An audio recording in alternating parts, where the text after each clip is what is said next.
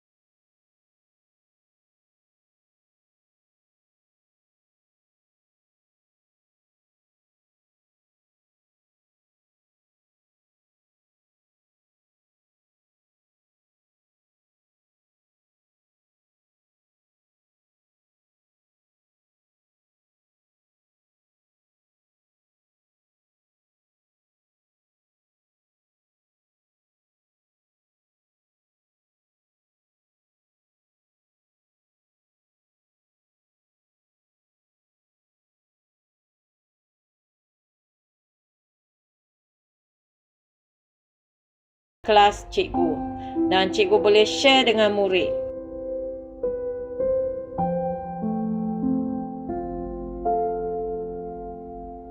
Dan cikgu klik pada post. Video cikgu sudah ada di dalam kelas di mana murid boleh tekan ke dalam video dan murid boleh tonton pada video yang cikgu hantar.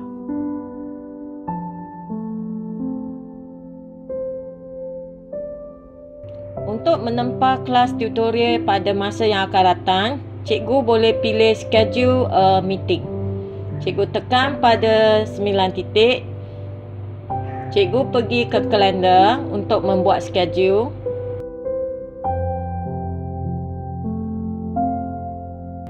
Contoh dia, cikgu ingin menjalankan kelas pada hari esok, cikgu klik pada 15.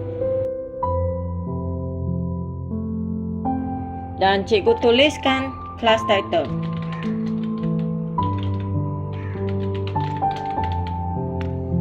Dan cikgu klik pada save. Cikgu double klik ke dalam kelas tutorial cikgu dan cikgu pilih add conferencing menggunakan handout Meet. Dan di sini cikgu akan nampak link untuk join Meet sudah ada dan cikgu boleh hantar kepada murid untuk buat preparation. Sekian, terima kasih.